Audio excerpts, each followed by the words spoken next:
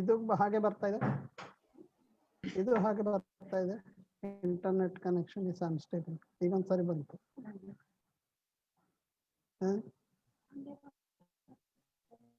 A very good evening, everyone. It gives me immense pleasure to welcome you all to this international webinar on translation studies across frontiers, jointly organized by Center for Applied Linguistics and Translation Studies, University of Hyderabad, and Faculty of Arts, Communication and Indic Studies, Sri Sri University. Today, we have with us Professor Michael Cronin, Chair Professor of French, Trinity College, Dublin, to deliver a talk on the great derangement, ecology, and the future of translation studies. Thank you, sir, for accepting our request. I now request Professor Parikal to deliver the welcome address. Over to you, sir. ಏನ್ ಮಾಡಿದೆ?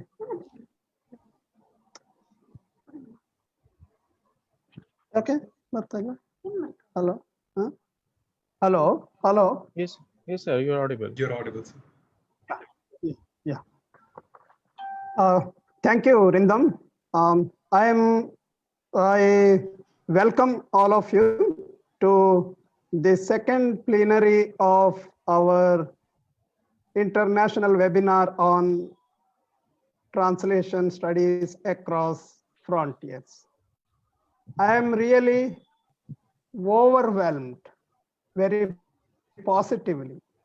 It is with the immense pleasure and gratitude that I am here to welcome and introduce Professor Michael Cronin to you, who kindly agreed to be with us today. In fact, for those of us working in the areas of translation and culture, Professor Cronin needs no introduction. His books are part of our syllabi, and researchers use them extensively in their works. Michael is a person who dreams, breathes, and lives translation in every moment of his life. He is one among the pioneers who helped translation studies to transgress the boundaries of conventional theories of translation. And if I may use Walter Benjamin's aphorism,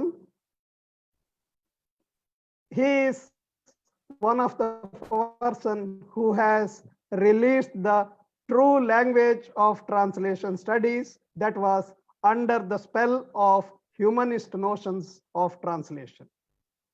Look at his writings: Nation, Modernity, Identity, Travel, Minority, Movies, Globalization, Ecology, Digital Age, Culture,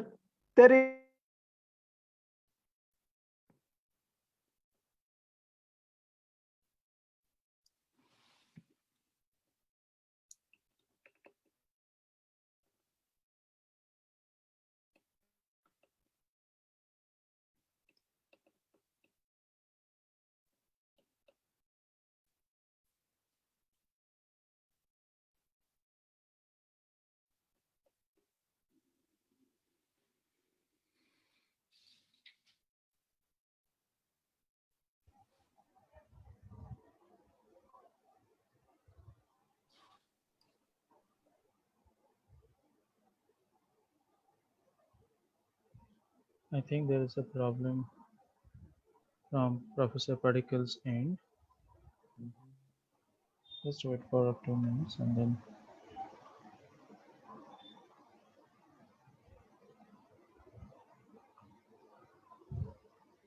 Okay, Professor Parikal actually can you hear? Yeah. Yes, sir. Yes, sir. Michael Cronin is 1976 professor of French and director of the Center for Literary and Cultural Translation in Trinity College, Dublin. He is the author of 12 monographs and co-editor of 7 edited collections. Among his published titles are Translating Ireland, Translation, Languages and Identity, 1996, Across the Lines, Travel, Language, Translation, 2000, Translation and Globalization, 2003, Translation and Identity, 2006, Translation goes to the movies, 2009, Translation in Digital Age, 2013, Eco-translation, Translation and Ecology in the Age of Anthropocene, 2017, and his works have been translated into Italian, Greek, Polish, Japanese, Korean, Arabic, and Chinese. He is a member of the Royal Irish Academy and the Academia Europea and the Fellow of Trinity College, Dublin. Thank you, Professor Cronin, for being with us. I warmly welcome you. And now I present Professor Michael Cronin and request him to speak on the great derangement, ecology, and future of translation studies. Thank you. Okay. Thank you very much, Professor Badekal, for that extremely generous introduction. I often feel with generous introductions that they require a certain amount of humility on the part of the presenter, because very often you realize that increases the expectations of the audience, and you always wonder on being able to deliver on this. I would, I think, particularly like to thank the organizers, because this is an extraordinary privilege for me to speak to colleagues in India, particularly and elsewhere, because of an interest that I've had over the years in the sort of linguistic and translational responses of our two countries to the experience of language shift, colonization, and so on. And I think there's a great deal of common ground in the ways in which both our countries try to look and think about the question of language identity, language identities, cultural shift, translation in the colonial and the post-colonial period. So it's a particular honor for me to be given this opportunity by Professor Badekal and Professor Kundu to be able to speak to you this afternoon. So basically, what I'm going to try and do is describe what it is I have in mind with this notion of eco-translation. So what I want to do at the beginning of the lecture is to give just a little bit of context as to why I think this topic is important. Then I want to describe what I see as kind of three phases in the development of thinking about translation. And then I want to look at eco-translation proper, and to look at four areas that seem to me to be of particular interest. And of course, I very much look forward to the questions and responses of anybody who's listening afterwards. I wanted to begin with a book which has been recently reissued. It was reissued just this year, and it's a book by the American historian Frank Snowden on epidemics and society. So obviously you can see the relevance for reissuing a book like this. And he has a kind of new preface or introduction to it, where he basically argues that each generation or each age gets the pandemic it deserves. So what does he mean by that? Basically, he argues that what happens with pandemics is that they are a kind of a mirror that's held up to a society. and pointing to the particular problems or weaknesses that you will find in that society. So he argues that something like the COVID-19 pandemic is the kind of pandemic that you would expect from a society in deep ecological crisis. Societies that have vastly accelerated rates of urbanization, very high rates of overcrowding, the destruction, if you like, of so many animal habitats by human invasiveness, which is leading to these kind of cross-species jump and the appearance of these extremely lethal diseases of one kind or the other. So, in other words, what Snowden is arguing is that the pandemic is not a kind of a distraction from the ecological question, that it is intimately bound up with the ecological question itself. So what is this ecological question, and why is it so pressing? We know that the 20 warmest years in the recorded climatic history of the planet have occurred in the last 22 years. We know that since the 1970s that the vertebrate population has dropped by 60%, that the extinction rates for species other than humans varies between 100 and 10,000 times the normal background rate, and that 75% of the Earth's land surface has been substantially degraded. And of course, the list goes on, and I'm sure that many of you in different parts of India could add to a description of the extent of the ecological degradation of so many parts of our world. So one of the consequences of this, and this was outlined in a report that was published in London last year, This is a Crisis, is that there are a number of fairly stark options or questions facing humanity. And if we work, for example, as translation is traditionally situated in the humanities, then we obviously must be concerned as practitioners of a humanities discipline about what is happening to humanity itself. So Laver and Langton, Rankin and Baxter, in the quote that I've put up for you there, basically argue that mainstream political and policy debates fail to recognize that the human impacts on the environment have reached a critical stage, potentially ending the conditions upon which socioeconomic stability is possible. And they conclude the historical disregard of environment considerations in most areas of policy has been a catastrophic mistake.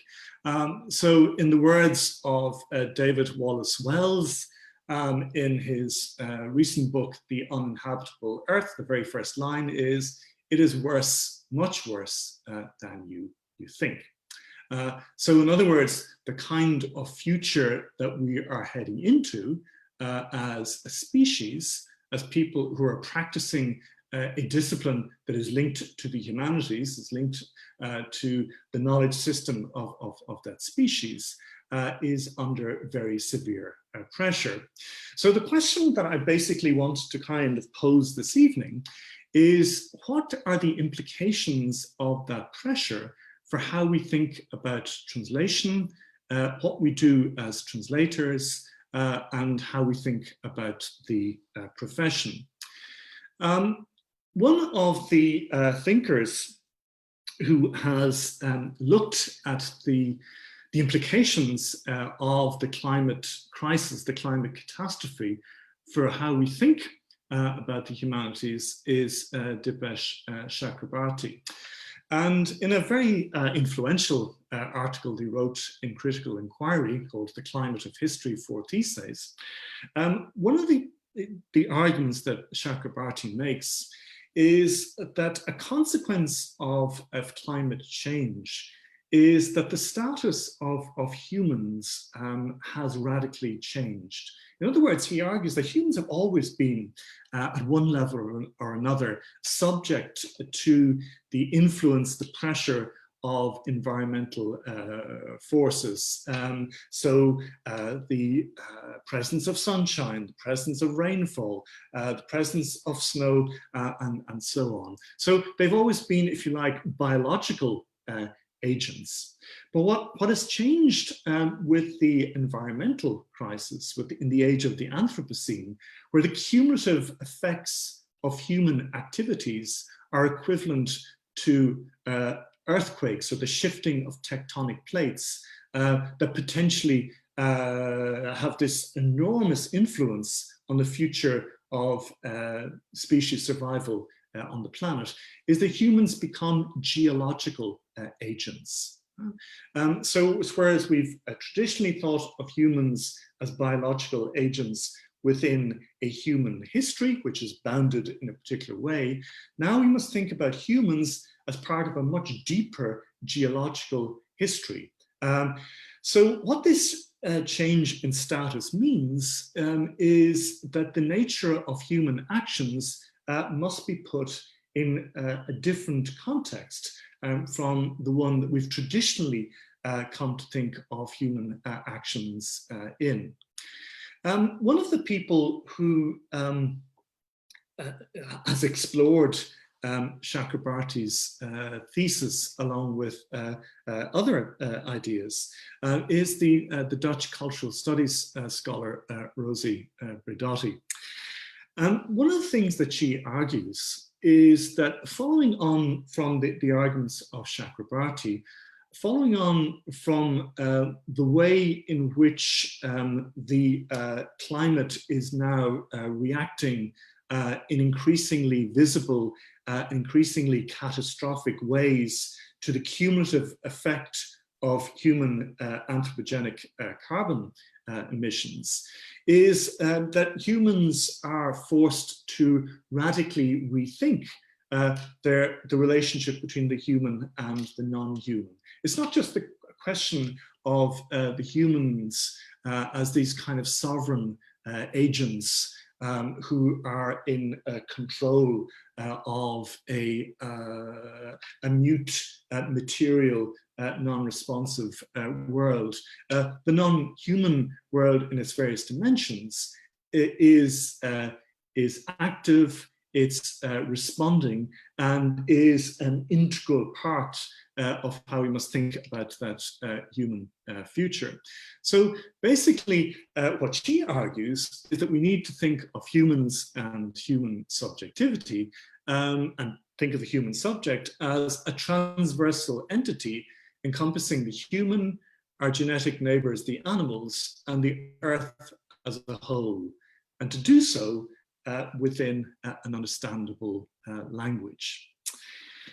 So basically what she's arguing is that this new kind of composite subjectivity, this new transversal subjectivity, is one that's fundamentally about various kinds of relationships. So what I'm going to argue in the lecture this evening is that if we're going to think about that transversal subjectivity, if we're going to think through the implications of this shift from biological to geological agency, then we have to think about the relationship between the like and the unlike. And one of the ways in which we do that is to think about translation. Translation as a way that historically, conceptually, humans have tried to explore or look at that relationship between the like and the unlike. Before I do that, I want to suggest that when we look at the evolution of translation studies in the second half of the 20th century and the early part of the 21st century, the kind of that part of recent history where there's been an exponential increase in the number of translation studies programs in universities, not just in India, but elsewhere, that it seems to me we can chart a kind of a shift in concern, which leads us towards the ecological question and this question of translation and relationality. So basically, what I want to argue is there's a shift from the ethnocentric to the geocentric, to what I'm going to call terracentric notion of translation studies. So the ethnocentric is basically using translation as a way of looking at or exploring the emergence of national or regional identities. So it's ethnocentric, not in the sense of a kind of a narrow focus on the national to the exclusion of everything else. On the contrary, what the ethnocentric focus is showing how national identities are very much shaped by the influences, the translated literatures, ideas, movement of peoples from elsewhere, the way in which translated texts become crucial to the evolution of different national cultures and identities, and even the very emergence of national or vernacular cultures and identities. And it seems to me that in a lot of the discussions around translation, history, culture throughout the 1980s and 1990s, a great deal of effort was devoted to that particular area. And then I think we get a kind of a geocentric shift, which is, or what I'm going to term a geocentric shift, which is the result of the globalization of cultures and economic relationships. So the deregulation of the financial markets in 1986, the deregulation of international air travel in the 1980s, the gradual removal in the 1980s, the 1990s of trade tariffs and barriers, the collapse of the Soviet bloc, the rise of information technology. All of these, if you like, will become an important backdrop to a way of thinking about translation, because at the heart of the globalization process is, of course, translation itself. What allows global brands to operate, the Starbucks, the McDonald's, the Microsofts and so on of this world, is that translation is there to facilitate the dissemination of global goods and services. So in this kind of geocentric moment, translation was seen very much in the context of the globalizing process. What I would argue is happening now and is a potential future for translation studies is what I would call the terracentric moment. And the terracentric moment is a kind of a bringing of translation down to earth. Right? In other words, it's looking at how translation as locally practiced is bound up with global or terrestrial concerns. And these terrestrial concerns are primarily ecological and are fundamentally concerned with the relationship between the human and the non-human. So in the work of the Caribbean scholar Malcolm Ferdinand, is this book, which will be coming out shortly, I believe, in English translation, but where he describes the relationship between colonialism and the ecological destruction of various parts of the planet, and how part of this kind of capital intensive plantation culture brings with it various questions that relate to translation, language, identity, and so on. So in the words of Bruno Latour, it's looking at the localized ecological effects and connecting them to broader terrestrial forces.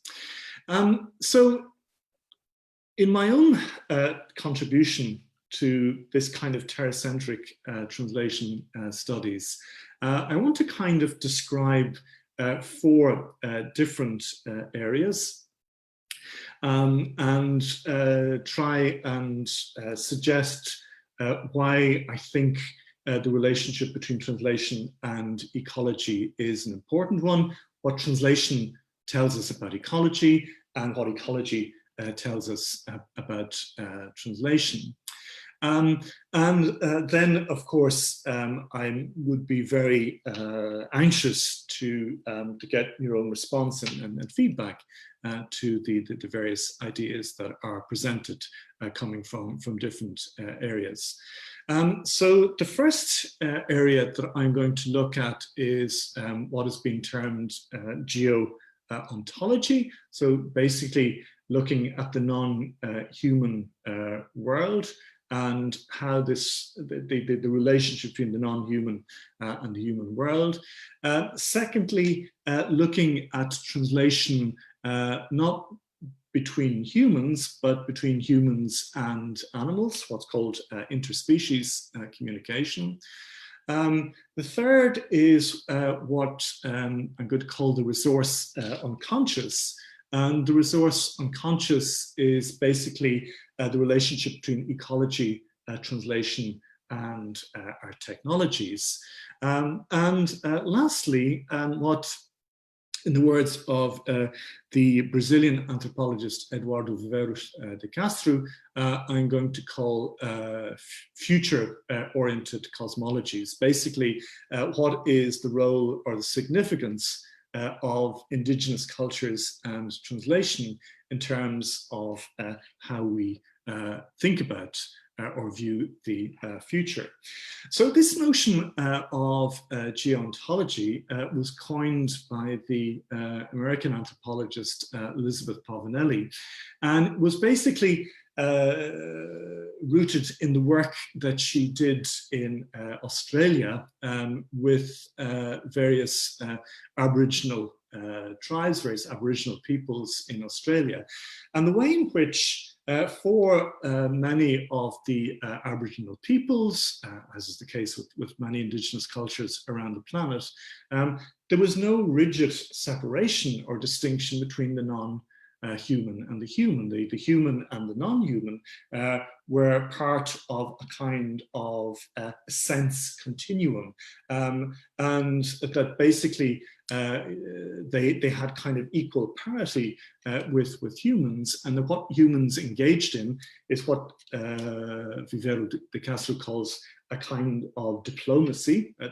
kind of negotiations with other parts of that world.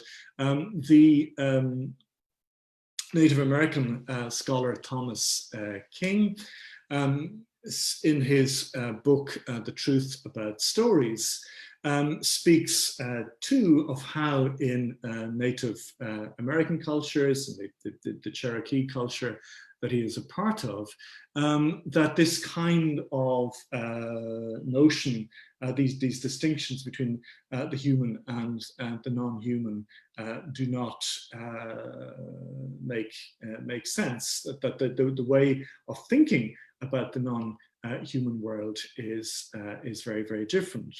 So the question that we might ask ourselves then is this geo-ontological perspective something that we find in different indigenous cultures around the planet, but that is something that is absent from other kinds of thinking in other parts of the world. And I would like to suggest that one of the clues that translation offers us is a way of conceptually thinking in geo-ontological terms. In other words, that if we think about translation in a particular way, we can think about a way of engaging in setting up a dialogue between the human and the non-human, a dialogue that is absolutely essential if we're to develop any kind of transversal subjectivity that will allow us to enter into or develop a more sustainable, a more habitable Earth. One of the people who I think offers us a clue to how we might do this, and I'm very glad to see that he is one of the guest speakers in your webinar series, is Cobus Mare in his recent work, A Biosemiotic Theory of Translation. Basically, what Mare has argued is that translation studies has, to some extent, gone down a wrong path. That partly to do with how Roman Jakobson interpreted the writings of Peirce, that translation has been defined in a specific way. So the kind of the definition that by Jakobson that's often cited to define translation, the meaning of any lingual sign is its translation into some further alternative sign, especially a sign in which it is more fully developed. So the key word there being lingual. What Mare argues is that what Peirce actually says when he's talking about meaning, he says, the conception of a meaning, which is in its primary acceptation, the translation of a sign, a lingual sign, a translation of a sign into another system of signs. So in other words, what Mare is arguing on the foot of the kind of the Peircean definition is that what translation is fundamentally about is not the very specific case of interlingual translation, but it's about the much larger question of inter-sign translation, how translation, if you like, operates as a way of understanding how we make meaning or make sense in the world. And this, if you like, joins or matches very nicely a new kind of philosophical movement. One of the notable exponents is Jane Bennett, whose work you can see there, Vibrant Matter. This kind of vital materialism, where basically they argue that the non-human world is a world that is replete, is full of agency, is full of signification, is full of meaning. If you look at the COVID-19, so this non-human object in our world has fundamentally altered the very fact that I'm now sitting here in this room, that I cannot go to my office in the university. I'm giving this lecture online and talking to you in person, is because of the very active agency of this non-human agent, the COVID-19 virus. And so one of the arguments in vital materialism is that there's a kind of a meaning or a translational challenge that is offered to us by the non-human, is how we engage with it in a way that we can translate into meaningful or significant senses for ourselves. So in the eco-translation book, I coined this term tradosphere, which is basically, so we have the kind of biosphere, which is the kind of sum total of all the living systems in our planet. We have the linguosphere, which is all the languages on our planet, whereas the tradosphere is basically all of the signifying systems in our planet that have the potential to be translated into each other. So the first element then, I would argue, in this kind of terra-centric translation studies is the need to develop a way of understanding this stratosphere, of developing a notion of transversal subjectivity that has a translational dynamic at its heart, so that we can develop, we can engage in that dialogue, that necessary kind of translation exchange between the human and the non-human. So in other words, taking translation out of the very specific area of interlingual translation, inter-human language translation, into a much broader context. The second area that I want to dwell on is another area of translational significance, which is the area of interspecies communication. One of the points that's made by Elizabeth Colbert is that we are currently witnessing, we're currently entering into the sixth mass extinction of species. You may remember the figures that I gave you at the beginning of my lecture, that since the 1970s, 60% of vertebrates have disappeared, that the background extinction rate for some species is 10,000 times higher than the normal. Insect populations in Europe have dropped by 70% in the last 15 years, and so on. So at one level, the species with whom we are sharing this planet are disappearing at an unprecedented rate. There's also the fact, of course, that we are not alone as animals on this planet. We share the planet, as Yuval Noah Harari points out, with very, very large numbers of animals that we have domesticated and basically incarcerated, enslaved, since the onset of the agricultural revolution. So we share the planet with approximately 1 billion sheep, 1 billion pigs, 1 billion cattle, and around 25 billion chickens. It's estimated, for example, that in tens of thousands of years' time, when geologists look at the kind of the stratum of our time, and they're looking for traces of our civilization, one of the indelible traces will be chicken bones.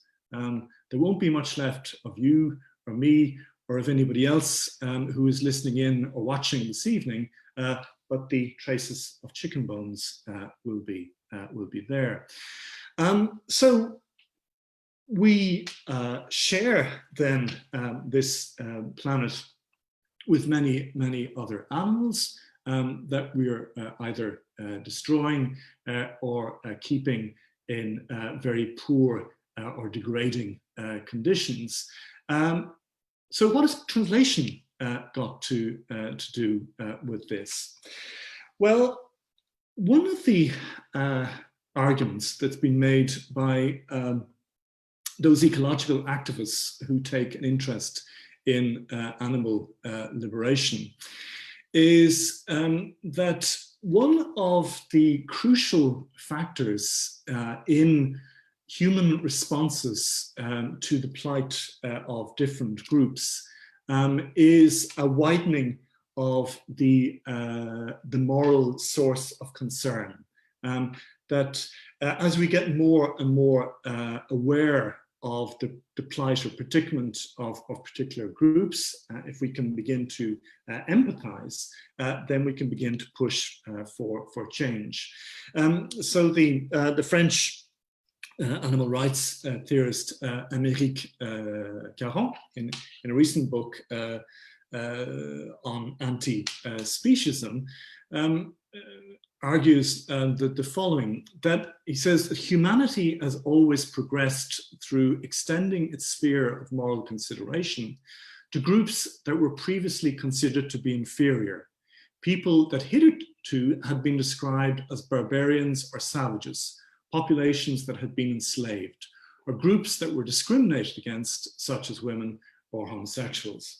So what Caron argues is that, once the stories of particular groups are heard, become intelligible, the extent of their suffering becomes manifest, you get potentially, that's always potentially, it's not always, it's not a given, but potentially you have the development of human empathy and the widening of human moral concern.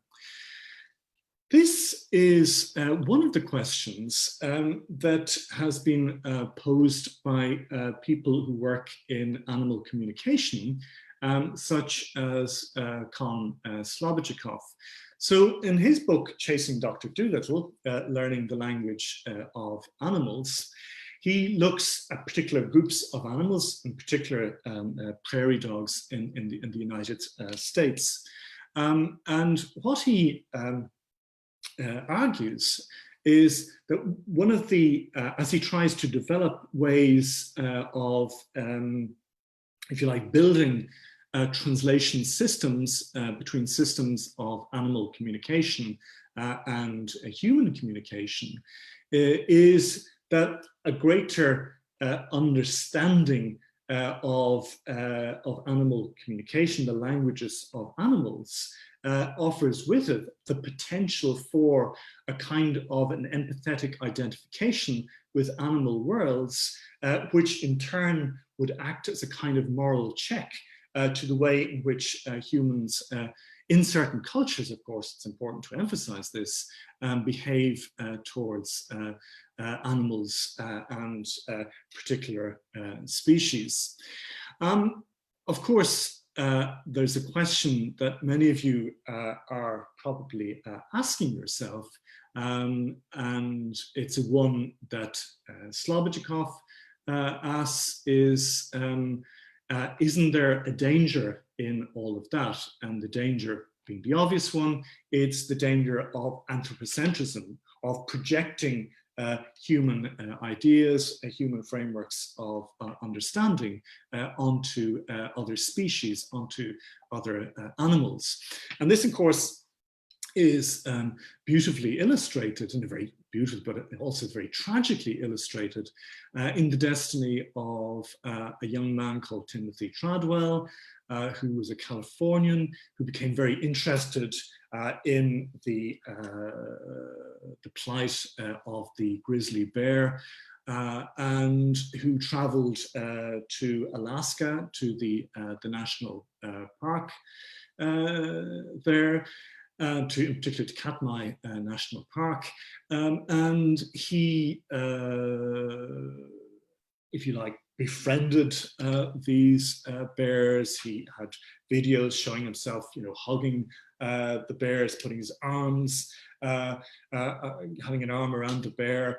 He founded a group called Grizzly People that went and did videos, showings in schools, and so on. But on October the 13th, at 2 a.m. in the morning, October 2003, Timothy Treadwell and his Danish girlfriend, Amy Huguenard, are mauled to death by one of the grizzly bears. And this becomes a subject of Werner Herzog's 2005 film Grizzly Man. So, what becomes very, very obvious from this film, and you can see this with the game wardens that are interviewed or talked to in the film, is that Treadwell did not realize that basic rule of the translator is never take a language or a culture for granted. Always respect the ontological difference of otherness. Always be aware of the fact that when you translate something, that you may consciously or unconsciously be allowing certain cultural biases to come into play. That one of the things that you must learn as a translator is enduring epistemic vigilance. And one of the points that's made by Temple Grandin in her book, Animals in Translation, is the absolute necessity to respect that kind of ontological otherness, that ontological difference. But one of the things that I would argue is that that effort towards thinking about translation as a potential basis for interspecies communication, with all of the kind of ontological and epistemic safeguards that are, if you like, built into what I see as kind of critical approaches to translation, is, if you like, an area of inquiry that could prove very exciting indeed for translation studies, and one, I think, with important moral and political consequences. The third area that I want to explore is what I'm going to call the resource unconscious. In 2013, Ethan Zuckerman, who was the director of the MIT Civic Media Lab, wrote a book, Rewire, Digital Cosmopolitans in the Age of Connection. So basically, what Zuckerman said, he said there's a problem with what's happening currently in the digital world. Is that one of the things that the internet and the World Wide Web seems to offer was the potential for doing what we're doing now, communicating across vast geographical distances, across different time zones, exchanging ideas and concepts between each other. So this is the kind of the utopian promise of the internet, is that it would allow for this.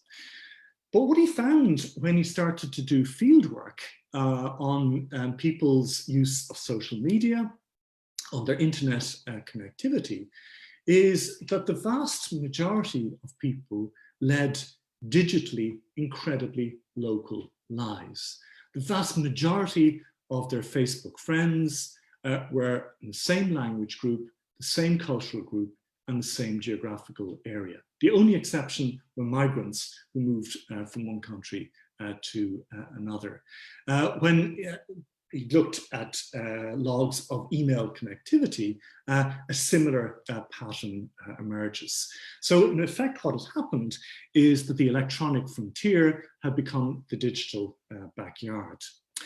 So one of the solutions that he offers is that one way out of this is translation, that getting translators to translate all of the material that is out there on the internet is a way of revealing the true riches of different cultures, different languages, and that the translators themselves will become these kind of global intermediaries, these kind of digital go-betweens in a new kind of digital cosmopolitanism. The way this would happen in the models that he offers would be through volunteer translation. So the kind of people who volunteer to translate TED Talks, the kind of people who volunteer to translate Facebook pages, that this would become a model for the new kind of translation practice in the digital cosmopolitanism. The problem is, of course, in that model, nobody gets paid. So in other words, you have these translation resources that are being extracted for the profitability of very large companies like Facebook, but the translators are not getting much. But there is, of course, another kind of extractivism, which is material resource extractivism.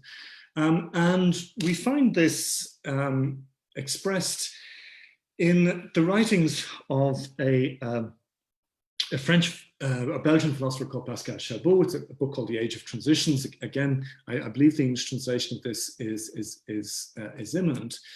But basically what Chabot argues, that we live in a society where we have what he calls the energy black box. So what he means by that is that if you look at Greek or classical antiquity, the single biggest source of power in classical antiquity was slave labor. This is the main energy source.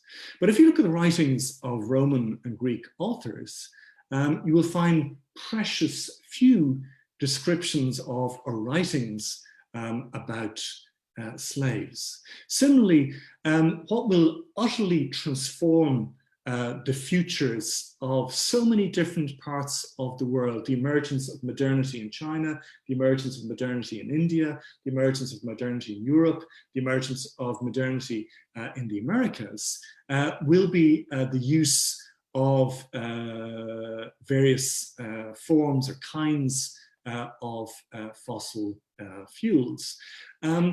But of course, when we look, so this will fundamentally underpin so many of the social and economic and political transformations. But if we try to think about the last novel that we read, the last play that we saw, the last song that we listened to, that was explicitly mentioned fossil fuels over the last 2 centuries, it will be a very, very small list indeed. In other words, the kinds of things that sustain us as a society are buried in the black box. They're buried in our research unconscious.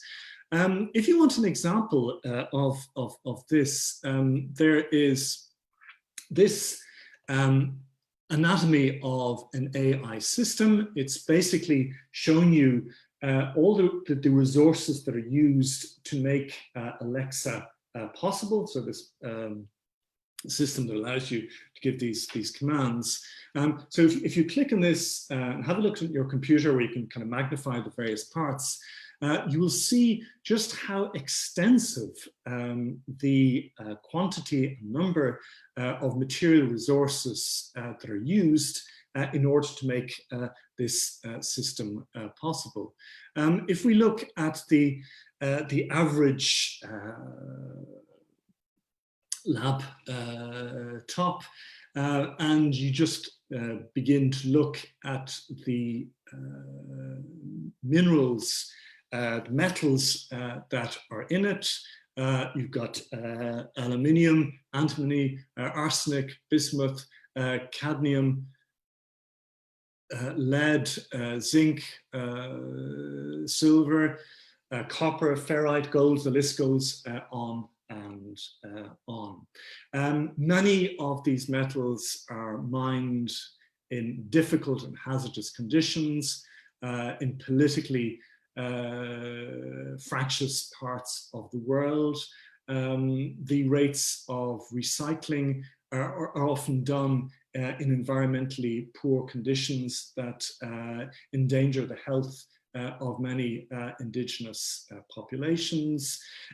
When we move from, for example, with my mobile phone, it's on a 3G network.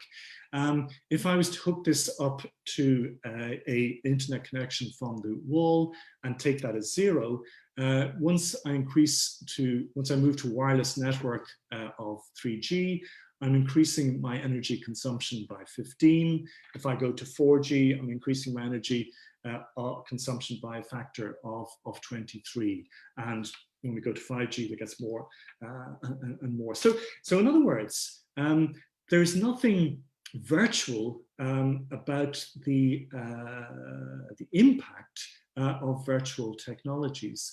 So one of the kind of the ecological questions that translators have to ask themselves as we use these new tools is, on the one hand, how are we as translators, how is our labor being extracted by AI technologies like Google Translate, so that kind of this human labor extractivism, and then how do we as translators, are we implicated in various kinds of material resource extractivism in the virtual tools that we use.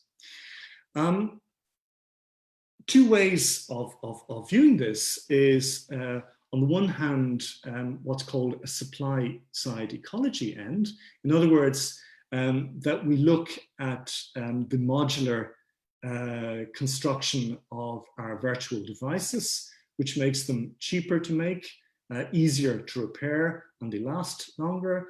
The standardization of the various pieces that we insert into our computer, like our chargers, or the rolling out of low-tech networks, such as the one that's used in Kerala state in India.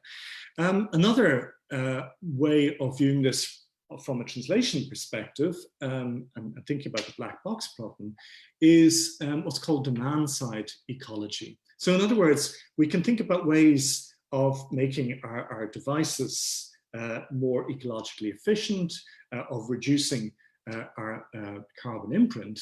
But what about translation itself?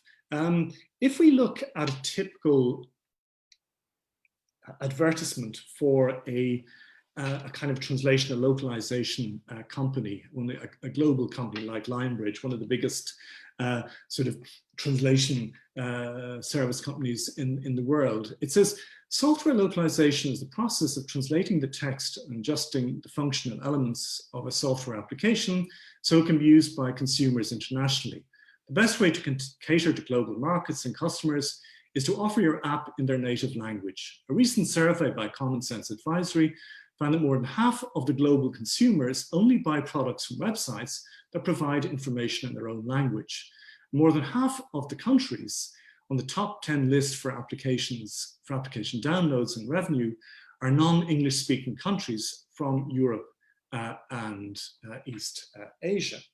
So in other words, basically what the localization industry is predicated on is the infinite growth in the production of goods and services.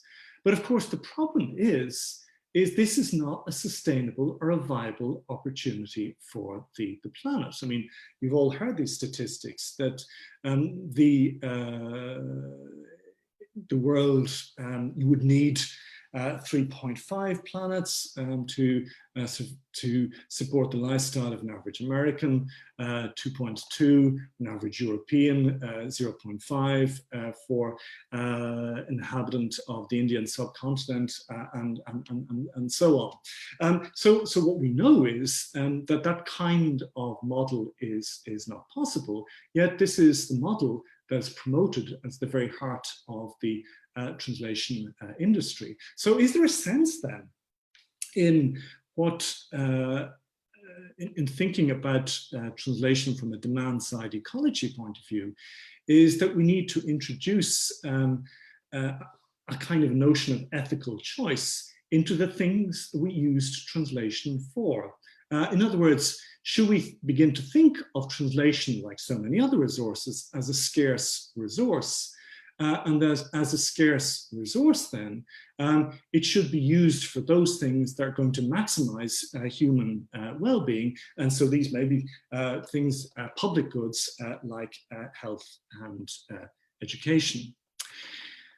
Finally, and I'll be very brief because I'm aware of the fact that I'm sort of running out of time here, is I want to say a word or two about future oriented cosmologies.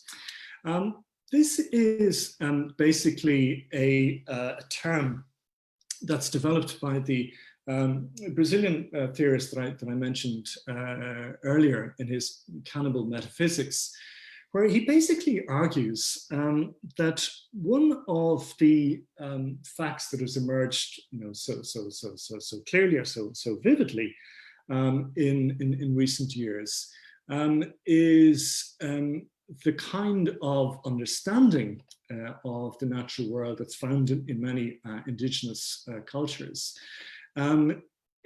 involving this kind of kind of stewardship of nature, kind of a relationship of parity, of esteem that I mentioned earlier.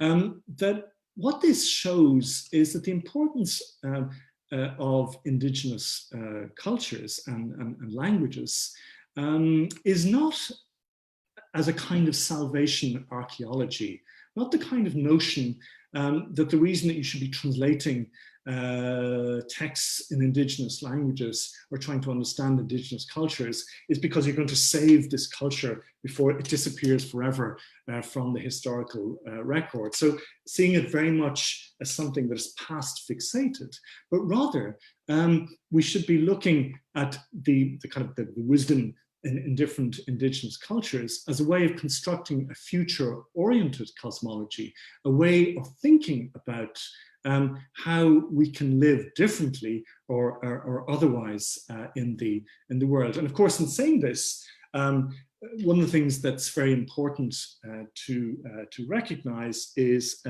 to avoid the danger of the romanticization of indigenous cultures, the terrible tyranny of the noble savage, and that particular kind of paradigm, is that it is important to think about how we might, in a critical way, engage in the sort of resources that are offered by different indigenous languages and cultures through translation. And it is really quite significant that the question of translation and indigenous culture, endangered languages, ethnolinguistics, these have been big topics in linguistics for a long time, but the question of translation and indigenous cultures, indigenous languages, translation, and the people who find themselves in what Naomi Klein calls the sacrifice zones of ecological extractivism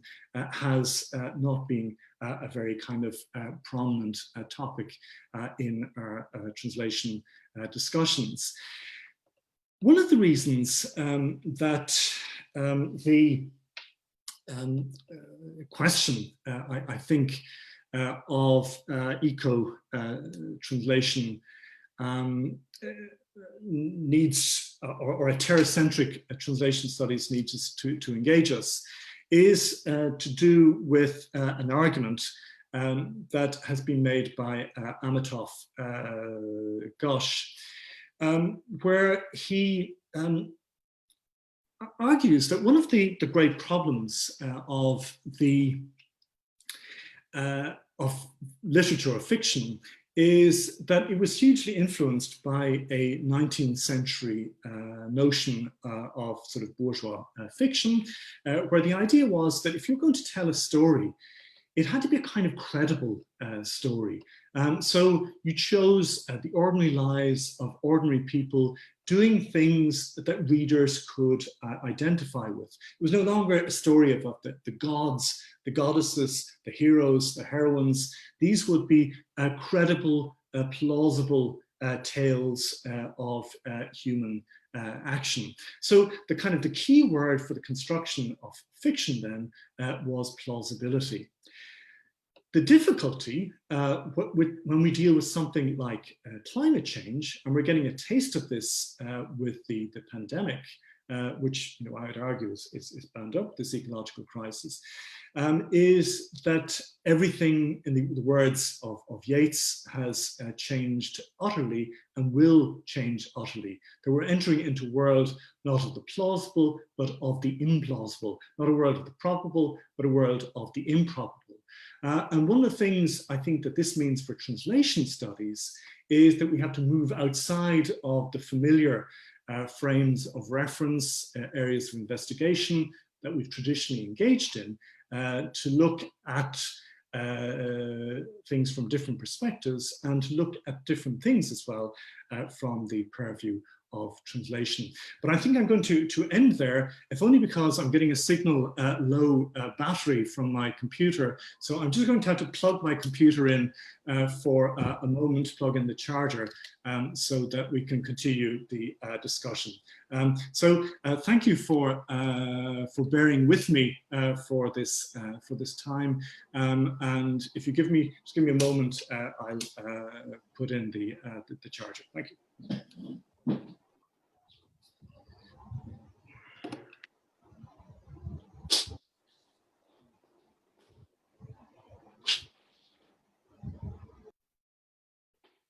Yeah, I request audience to post questions on your chat box, and Rindam will ask them.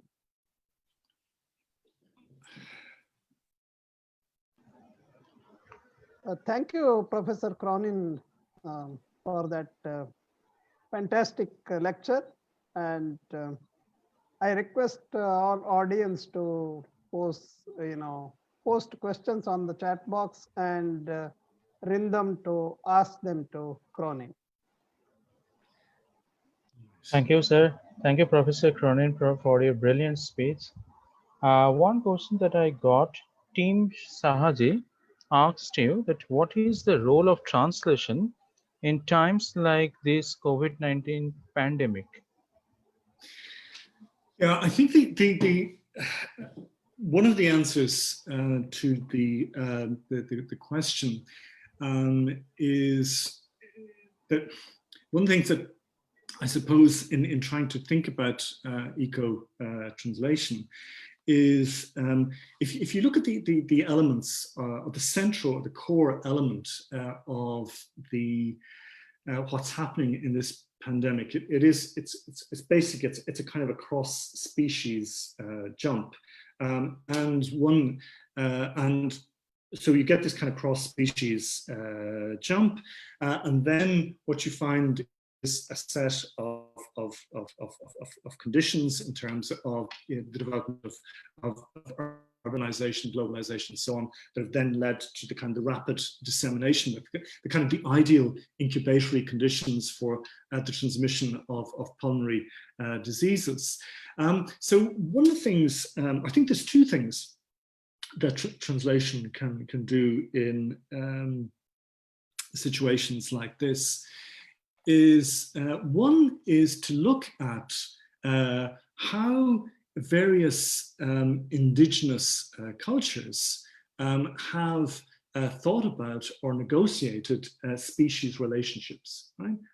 How they've been represented, how they've been conceptualized, how that kind of relationship has been worked out. Because one of the things that's very obvious from the pandemic is that we're in a severe crisis of interspecies communication. There's something terribly wrong in the way that this is happening. So one of the things that happens, I was recently doing some work on ecological awareness and the sort of indigenous language here in Ireland, Irish Gaelic, which is spoken by about 100,000 speakers, but was looking at the way in which the sort of human-animal relationships are conceived of in terms of kind of areas of responsibility, that the way in which animals are represented in stories and in poems and in songs is that they have different areas of responsibility, and that when those areas of responsibility are encroached upon, this has consequences for human communities. So I think that's what I would call the kind of the indigenization of our understanding.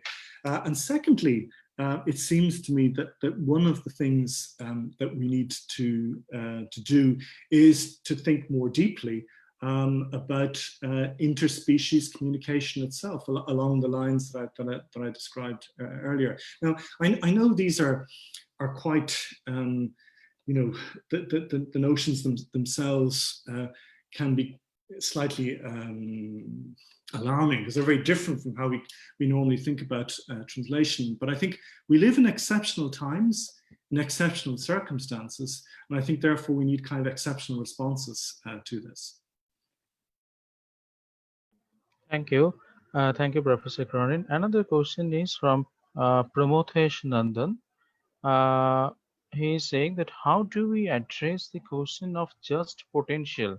I mean, the whole enterprise of capitalism seems to be based on minimization of the ecological impact and denial of phenomena like global warming.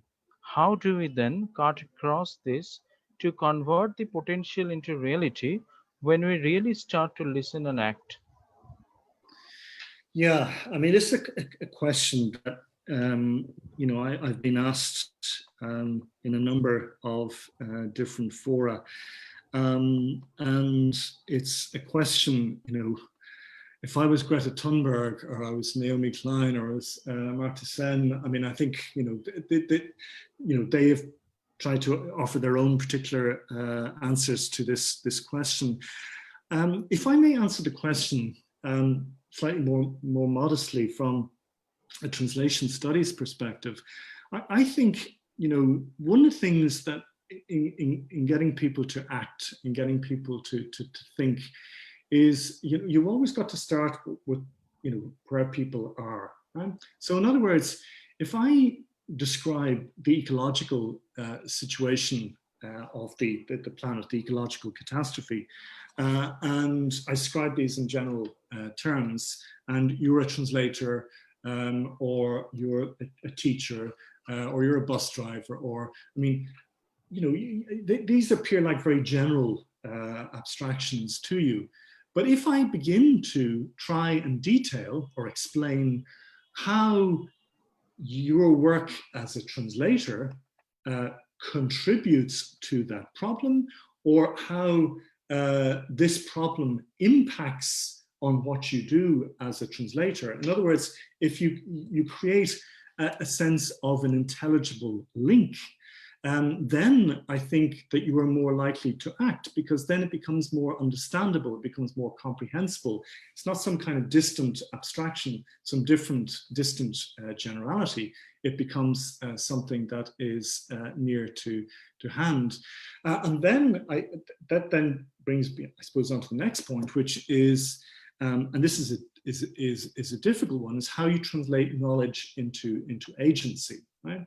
And this is where I think, you know, one of the things that needs to be done in translator associations, in translation study circles and groups, professional gatherings of translators, is to mobilize around the ecological question. I mean, there's a very, very big question around translator data extractivism. In 2016, Google had this very, very powerful system called deep learning, but it didn't have data. But then the United Nations releases 800,000 documents in 6 different languages. The EU Research Directorate releases tens of thousands of documents, as does the European Parliament, the Parliament of Canada, and so on. This is then used by Google Translate to enhance its performativity. But of course, the translators, the human translators that do all this work, are not remunerated. But Google, of course, through Google Translate and the kind of the allied services and people using Google, they are able to generate huge amounts of revenue. So in other words, translators become part of what's sometimes called the global ghost labor force, which is a kind of an underpaid global underclass, which works for Amazon, Uber, Google, and so on. So I suppose really, I think that if you make something relevant, that you're much more likely to get people involved or concerned. And then it's a question of how the different associations and groups translate that into action. Yeah. Thank you. Rindam, I have here, there is a question I will ask you. This is a question from Tanmay Bhattacharya. The question is, this is a question about disabled persons in a book by Sonora Taylor called Beasts of Burden. She looks at the plight of caged chicken and tortured animals in general and the plight of disabled persons. Do you think that disabled persons are the so-called unlike within quotes, unlike in translation? Yeah, no, I think there's one of the books that I refer to there is Temple Grandin's book, Animals in Translation, and she looks specifically at the question of autism, but I think more generally, that's a very important point, is that if you take what Caron is talking about enlarging or broadening this circle of kind of moral understanding, that what that is crucially dependent on is, I believe, is a notion of translation. Because I mean, an example I often give in the colonial context is the hunting down of the and the extermination of the indigenous population of Tasmania by the white settlers. One of the things that they said was they talked about the grunts, the clicks, the squeals, that these were seen to be animal-like and therefore not human and therefore not worthy of being treated as humans. And of course, what happens when the ethnolinguists begin to explore Aboriginal languages is they reveal the sheer complexity, the extraordinarily dynamic, complex worldview that's contained within these languages. And when that becomes more and more obvious, then you get a shift from the kind of the positivistic object of inquiry and extermination to the hermeneutic subject, somebody who has an inner life, an inner cultural worldview, that becomes the basis then of a sense of moral concern or identification. And I think that translation, has played that role. It's also, of course, played the other role of using that knowledge to manipulate and dominate colonized peoples as well. But it can go either way. But I think in relation to the question around disability or people who are differently abled, is that it's that question of broadening an understanding of communication and who is who you're communicating with, and who's included within the circle of communicability, while at the same time, and I think this is going back to the example of Grizzly, respecting the epistemic and that ontological otherness of people. Yeah, there are two more questions I will ask after Rindam will continue. One is from Abdullah Aziz, that is it possible to ensure sustainability of eco-driven translation movement? That is one question. Another question is related. Can you please elaborate a bit more on the consciousness and on the difference in context with transversal subjectivity? I'm sorry, Professor Paddock, I got the first question, but there was a kind of echo effect with the second question. So maybe I'll answer the first question. And well, that's a big question. I suppose one of the difficulties in answering the question is that the kind of an ecological understanding of translation is, and kind of terracentric translation studies is in its early phases. I mean, we have the very important work that's been done by Professor Kundu in India and by our colleagues in China around eco-translatology, this sort of work that I've become involved in here in Europe. But it's very much a kind of a young movement. And I think that one of the ways of ensuring its sustainability is to some extent through webinars like this, through the kind of, attempting to kind of disseminate these ideas, pointing that ecology and translation have got a vital relationship to each other. And that, each person who looks at the webinar, listens into our conversation, can start a conversation with other people, and that way the idea itself spreads. The one thing I would say is that I think it's important not to be too innocent about the real financial and economic pressures in the international localization industry, where, which is very much fueled by a kind of endless economic growth.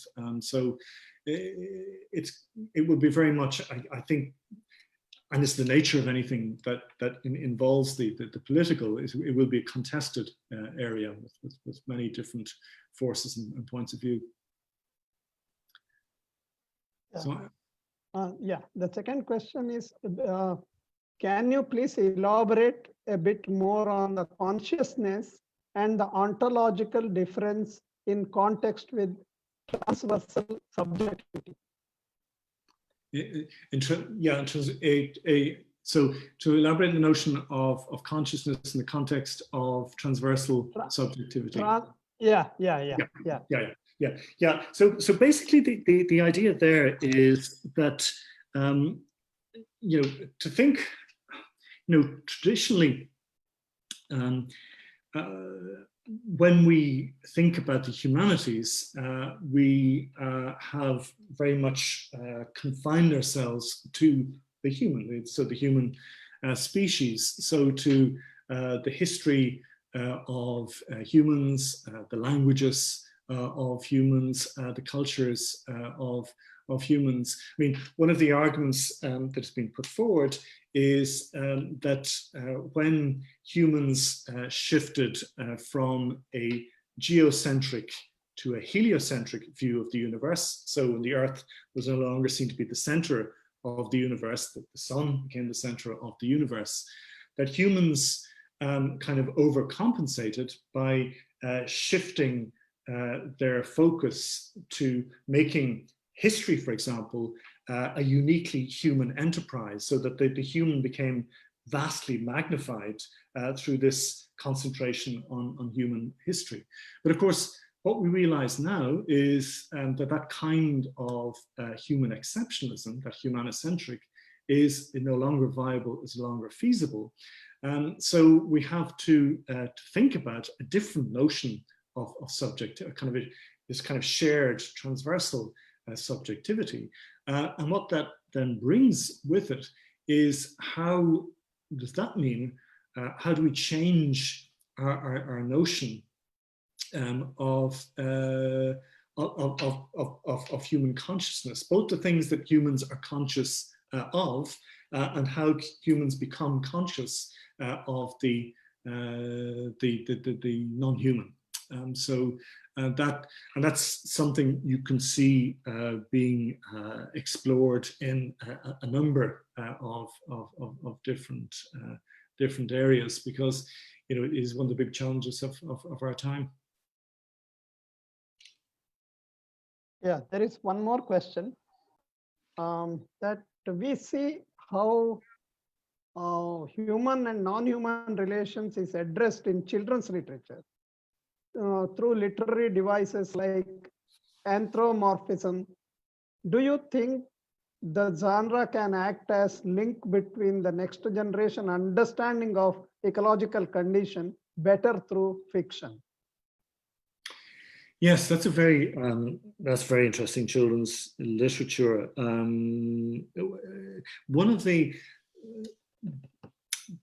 things that emerges, for example, from the history of children's literature is that, and this sometimes can seem slightly counterintuitive, but is that animals begin to appear very, very prominently in children's literature in the post-Darwinian period. Yeah? And some children's literature specialists have suggested that basically this was a way of dealing with the sort of post-Darwinian anxieties, that if humans were part of the animal kingdom, then maybe they should begin to try and understand that, you know, other members that kingdom and from an early age. Because it is certainly very striking, the shift in the importance of animal characters. Another element in this is that that is true. So we have animals that appear in children's literature, but then they seem to, by and large, I mean, this is a very broad generalization, there are many exceptions, but by and large, they disappear from adult literature unless they turn up as fables. So what's happening? Why are we teaching children some sense of empathy or understanding of other species, and then this is brutally stopped or arrested at a particular age? Why doesn't this continue on into adult life? And of course, that is a very, very good question. Why doesn't this happen?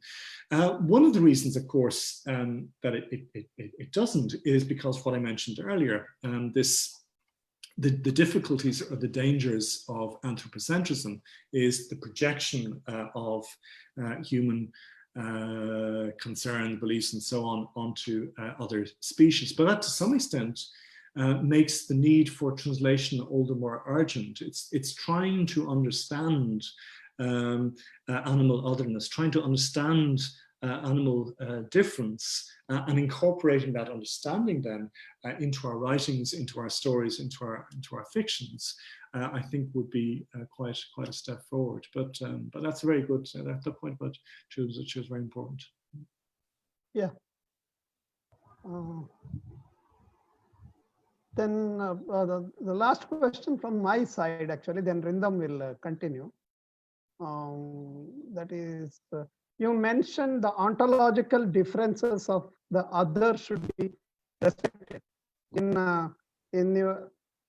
The ontological differences between, differences of the other should be respected. And that translation has built-in ontological and epistemic safeguards. In this sense, do you see translation as fundamental liminal, belonging to both, yet neither in its entirety of two sign system it is mediating between?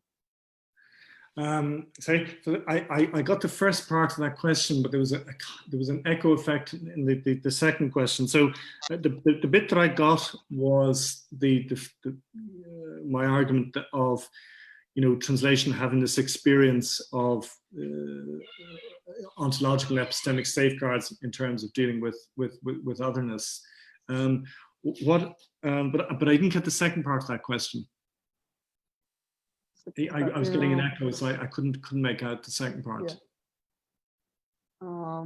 That is, do you see translation as fundamentally liminal, belonging to both? Both spheres, and neither in its entirety of two sign systems it is mediating between. That means it doesn't belong to either the human or the interspecies.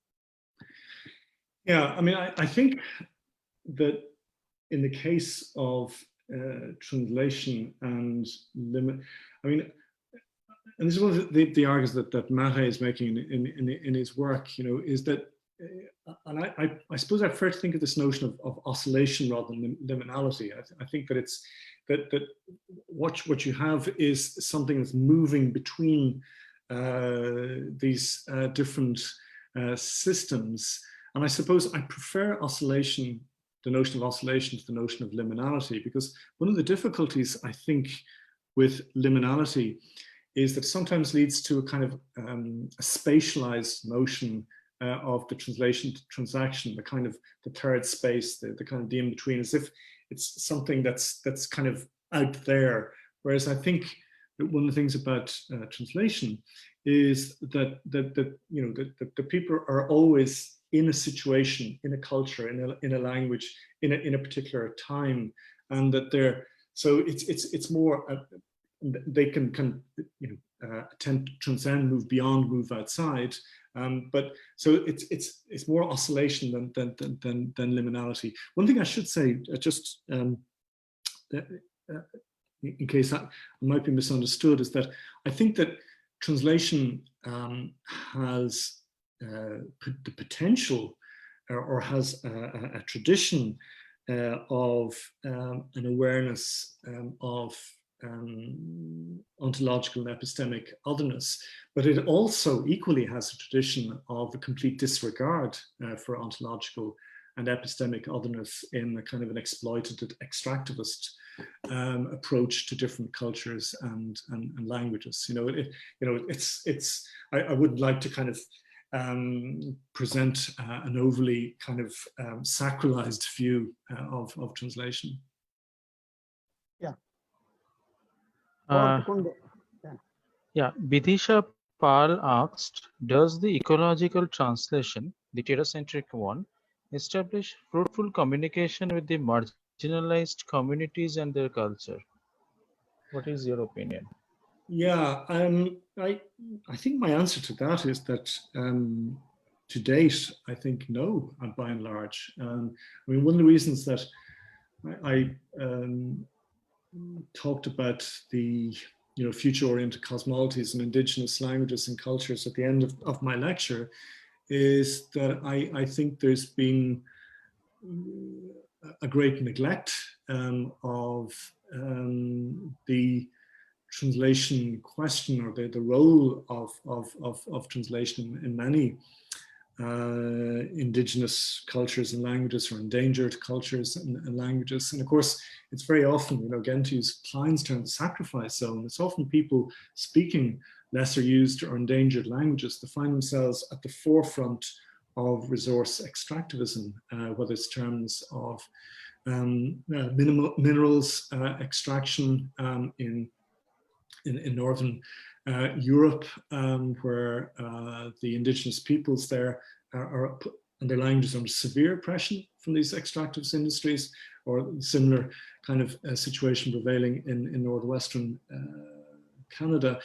I think that so the record is by and large not been very good, and like one of the things that I think is a striking difference between the quite substantial literature that's there on endangered languages and sort of ethnolinguistics in the linguistics area, but by and large in translation, there isn't a great deal. Of course, there are a small number of scholars, but they are a very small number of scholars. Thank you, Professor Cronin. Annie Royson asked that what are your thoughts on the phenomenon of global migration and the way geographical landscapes have been brought to the forefront of public imagination by them? For example, images of refugees and migrants stranded at sea. What is the role of translation in representing these situations? Yeah, I mean, I think there's sort of the two elements to my response. I think the first is that if we take this kind of much broader notion of translation that Marais is suggesting, a kind of reinterpretation of Peirce's semiotic basis, is that how environmental translation also becomes the environmental translation of landscapes. You know, that when peoples are presented, they're presented in particular landscapes, in particular concepts, and these are kind of physically brought across time and space, so so you're getting this sort of this visual translation of particular kinds of environments, which then become kind of represented. They then stand in for these particular cultures or languages. I think that kind of environmental translation has been extremely powerful. And I think, for example, in the case of many African states, has been profoundly debilitating. Those kinds of that kind of environmental iconic visual translation. I think there's another way in which translation is linked to migration, and this is not just in the kind of well-documented, you know, movement of peoples and languages, but is one of the questions for the future, which is there's somebody's book I just showed there briefly, a guy called Richard Baldwin, who claims that the next kind of economic revolution is what he calls the globotics revolution, which is basically globalization and robotics, that you will have a very profound penetration of artificial intelligence into global economies, and that this will involve the use of, it will involve a kind of marriage between what he calls remote intelligence and artificial intelligence. So basically, what that means is that if you're an accountant working in China, that they will use a kind of mixture of tele-presencing, so kind of projecting somebody into different space virtually, and machine translation technologies to allow that person, while they're still speaking Chinese, they don't have to learn English, they can work for English speaking companies, right? So in other words, that what he sees the next economic revolution at the heart of it is this use of translation to favor what he calls tele-migration. Right? So there's a different understanding of translation and migration, the one that we've been more commonly used to. And of course, one of the questions that raises is, will that lead to other forms of human resource extractivism because of a race to the bottom in terms of working conditions, wages, and so on. So I think come that very interesting question from two slightly different angles. Thank you, Professor Cronin, for your brilliant speech and for sharing with us your valuable time and your research. I am extremely grateful to you, and I hope that we will have you in our beautiful campus soon, most probably next year. And I thank all my colleagues, especially Mr. Hari Krishnan, for being there with us. I thank my co-convener, Professor Parikal, my supervisor, Memphis supervisor, for being there with us. And I also thank the IT team. And I thank all the respected participants for being there with us. The next session will be on 8th. I will keep you posted. And once again, thank you, Professor Cronin, for being there almost 2 hours. Thank you for this talk, and I hope that we'll meet soon. My pleasure. Thank you very much. Thank you. Thank you. Thank you, Professor Cronin. Thank you. Thank you. Thank you very much, Professor Parikal. Yeah. Thank you. We're extremely grateful.